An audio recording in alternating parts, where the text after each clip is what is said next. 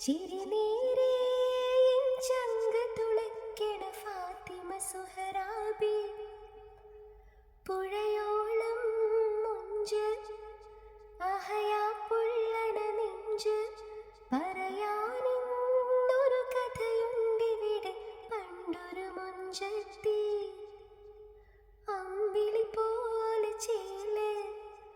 വെട്ടി വെളുക്കണ മേല് ചിരിനീരേ ചങ്ക് തുളയ്ക്കണ പട്ട് ലിബാസാണ്